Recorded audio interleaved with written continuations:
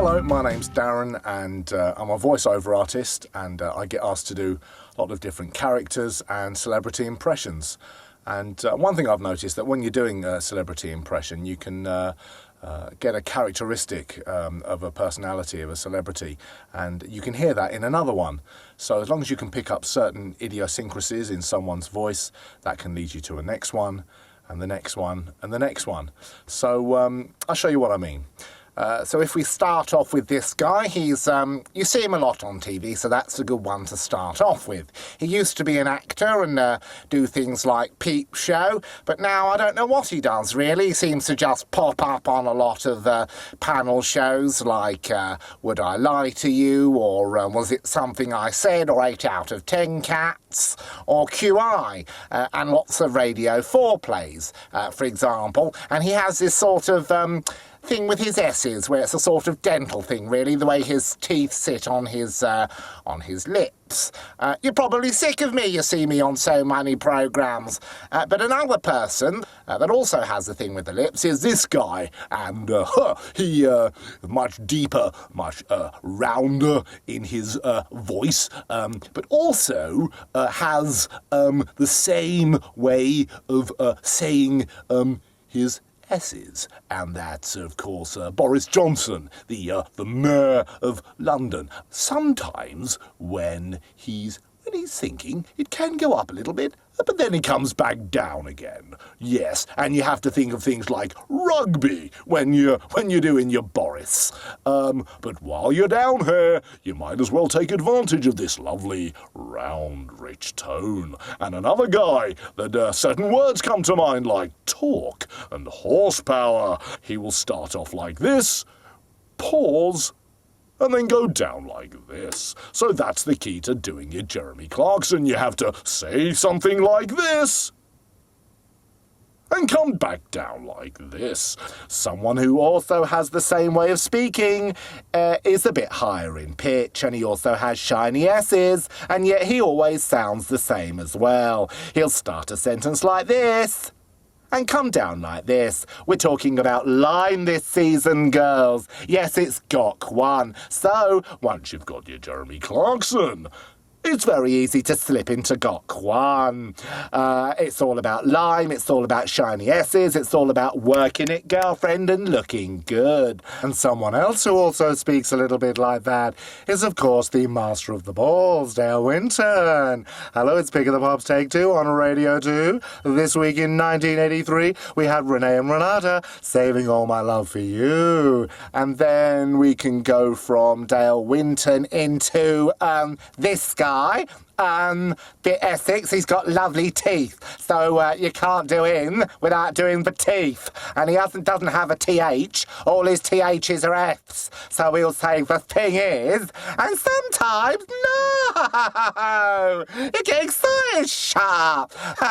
There's your Alan Carr. Yeah, shut up. And while you're doing your Alan Carr, yeah, stop messing about. You might as well go seamlessly into your Kenneth Williams. Yeah, and a lot of people, when they do Kenneth Williams, all they do is they say, stop messing about. But what they don't realise, you're here, what they don't realise is that Kenneth has about 4 or 5 different voices, you're here, depending on what he's talking about. When he's in his carry-on mode, it's all very much like this. But when he's recanting a story, like when I was a Brighton rep in 1968, you see, it comes down, and it's very precise and thought about and considered, you see.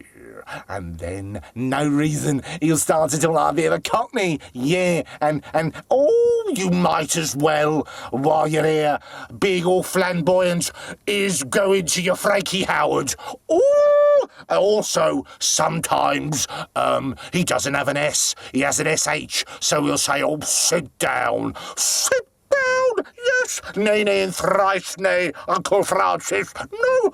I think we should take a break from all that shouting and go into something a bit more gentle, a bit more breathy. The breathiest person that you could possibly do is around here somewhere, and When a lot of people do David Attenborough, they just say, here in the Galapagos Islands, we are looking at a very rare species of bird. And that's all very well to have the breath, but what you've got to realise is that the guy is 78 years old. His voice has dropped a lot lower, and his teeth don't sit in the mouth as they should, because his dentures don't allow them. So, when you're doing your David Attenborough, you have to be a lot lower in the voice. You join us here in the Galapagos Islands, looking for the rare bird that hasn't been seen in 50 years. You have to get your pauses in as well, and that's the key to doing David Attenborough. Another guy who's also very breathy in the mouth is this guy. You have to look disgusted. You have to look down and then go up. For example, like you were the thing that he scraped off the bottom of his shoe this morning. The soup was dreadful. The kitchen was a mess, a total disaster.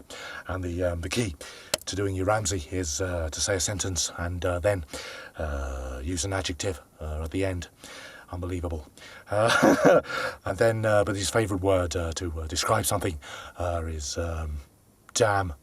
So do a piece to camera, look disgusted, really disgusted, and then just say damn. And another guy that really looks disgusted with himself, again, a lot like Gordon, is this guy. He talks about woeful defending. I mean, you know, you talk about passing back to his keeper. He doesn't know what he's doing. You're talking about passing back to his defender. He doesn't know what he's doing. Out all his shambles on the left side and on the right side. This guy, and again, you can slur your words because you know, I'll say the left or the right, but keep on his still. I mean, that's your basic Hansen, as opposed to your other Scottish voice, who's nice and cheery and bright and always happy, is this guy, Radio 2 from the BBC. And after these messages, we have another round of Popmaster with the lovely Limbolds on travel. And the thing about doing your Ken Bruce is that it's slightly at the back of the throat, almost sort of strained, really. And then sometimes he'll go up like that, and then back down like this. Popmaster on BBC Radio 2 with me, Ken Bruce. And just because we need another break from all that back-of-the-throat stuff, we might want to just do a little bit of Julian Clary, who again is a lovely, round, warm voice, shiny S's, and not a lot of dynamic range in his voice, like a little bit cheeky, a little bit naughty. I might like to suck on a fisherman's friend, he might say, if he were that way inclined.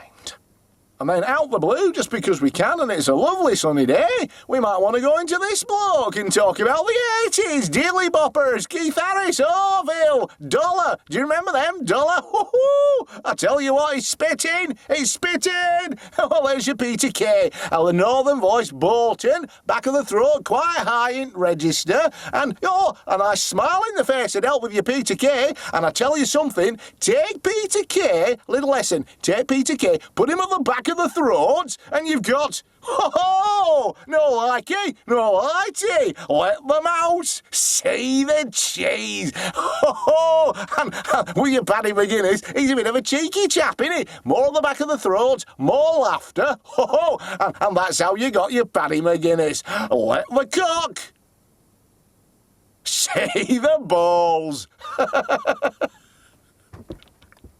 And then, while we're in a sort of high spirits, we might as well go to someone who's always in our minds, because he voices everything on television. It's me, Peter Dickson. Now, to do your Peter Dickson, you must have the growl in your throat and think of Patrick Allen, because he was the first voice on E4, on your telly box. But Patrick Allen was a bit more gentle, a little less in your face. And when Peter took over the mantle, he was booming. Now, to do Peter Dickson, get the growl and say anyone's name. John Smith, Sir Francis of Assisi, Winston, Churchill, Rachel Adedeji.